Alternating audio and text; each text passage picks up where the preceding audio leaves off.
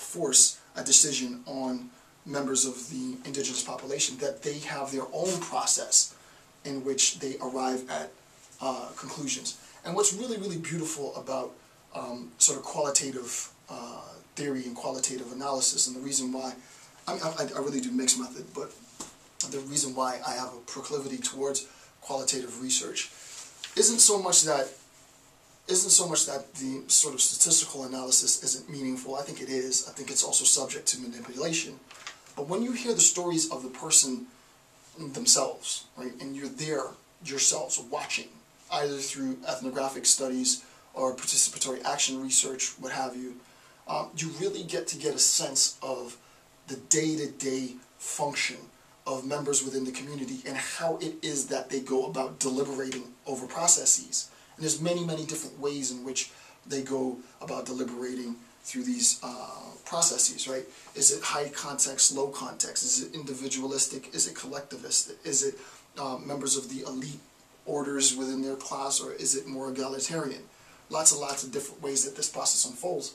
However, it shouldn't be an outsider to determine the manner in which that negotiation or that decision-making process unfolds. It should be wholly up to members of that community. And we, quote-unquote, as outsiders, should respect their decision-making process as such. Okay, so what I wanted to do is to talk specifically now and give you an example that even my 9-year-old son can recognize. What'll be funny is one day, if he ever watches this and I'm like my 9-year-old son, and he'll be like 29 or something like that. But so the movie The Avatar. Before I get into the sort of nitty-gritty technical discourse, we're going to talk about The Avatar because it's a pretty obvious example. So there is a resource on the planet Pandora, and that resource is unobtainium, right? And that resource is like a huge power source, or I forget what it is. I'm old school, so as far as the geek community is concerned, I'm actually be more dork community. As far as the dork community is concerned, I'm more of a Star Trek, to a lesser Star Wars fanatic. So I don't really know to the geek level the Avatar sort of mythology. I've watched the movie several times, but the mythology, I'm not like an expert yet on it. I will get there soon. But anyway, so unobtainium is on this. It's plentiful in this one particular region under this one really big tree on the planet Pandora, and humans, of course, in all of our destructive elegance, travel to this planet Pandora in order to see if we can sort of talk with the natives, right? And the natives, Navi, I think it's Navi. I think I pronounced it. I think it's N-A-apostrophe-V-I. Navi. We travel to Pandora to talk to the Navi. All the nerds and dorks don't criticize me on my pronunciation, right? So we travel to Pandora to talk to the Navi, and we are trying to sort of front them up, really with the intent of really getting access to the unobtainium. And the conflict ensues. They have particular indigenous rights to that unobtainium. They incorporate it in their spiritualism, in their cultural practices, in their day-to-day lives. But we don't care about any of that. We want the unobtainium. And as is the story in all of human destructive capability, we annihilate basically their civilization, right? The tree that is the centerpiece of all of their life is destroyed, and we recklessly exterminate the population for the procurement of this resource. That story fits exactly on a negative conception of the relationship between global capitalism and indigenous people. I mean, to the T. Everything checks. So if you have the story of Avatar, the movie, the idea of Pandora, the Navi, and unobtainium, then you know exactly the format and now the formal structure of the battle between indigenous people and global capitalism. So, rise of the conflict between global capitalism and indigenous people. And I just gave you the Avatar example. The first thing, resource acquisition is a primary objective of global capitalism, right? We need resources.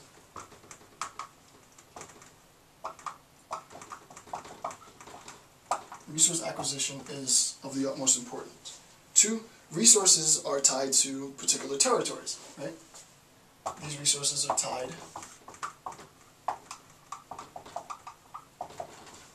okay.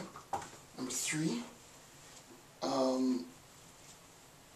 tied to those territories are indigenous people. So tied to both the territories and the resources are people.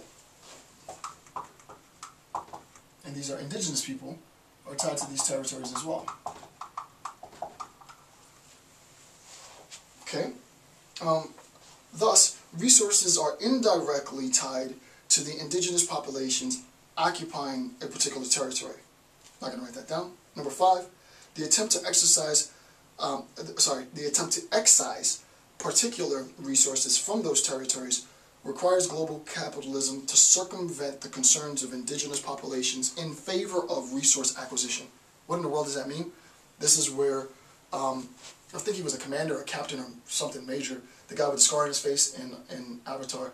I know all the nerds are going to hate the fact that I got that wrong, but this is where they fire, right, on everybody they fire on everybody in the tree, and the tree ultimately collapses, right?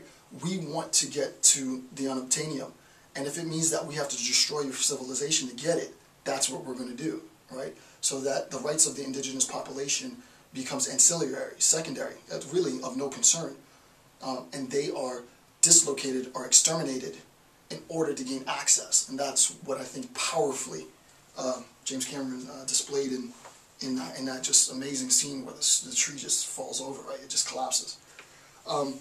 6, thus emphasis is placed on resource acquisition over the rights of the indigenous people. So you will understand this if you sort of map on Avatar lingo here. Thus emphasis is placed over resources. You can say thus emphasis is placed on unobtainium acquisition over the rights of the Na'vi. Right? Same thing, right? Emphasis is placed on unobtainium rather than the rights of the Na'vi. Emphasis is placed on resources over and above the rights of indigenous populations. So there's a perfect one-to-one match in sort of conceptualizing indigenous people's human rights and sort of an analysis of human rights in indigenous populations in the movie The Avatar, which I thought was just profoundly well done. Okay, so I drew a, you know me, I'm always drawing pictures. I drew a visual representation of this process. It's pretty elaborate, but it shouldn't be sort of shouldn't be intimidating. We have indigenous population here, and we have a resource beneath them. So indigenous population and a resource. Step 1. And if you want to see what step 1 is resource. No, actually put it over here. Step 1 is resource location. Resource location, right? Global capitalism sets its eye, the eye of Sauron, right? Global capitalism sets its eye on new resources. Why does it need new resources? Because the dollar is weakening, because they need to make more money, blah, blah, blah, blah, blah. You fill in the blank with whatever excuse you need to get more money, right? So, resource location is identified, and what I've said below is the resource is located within an indigenous territory, right? So that these are indigenous people, and this is their resource. Step 2, what we want to do is we want to, if you look on the top, we're going to go back and forth between page 20 and 21. Step 2 is the process of dislocation.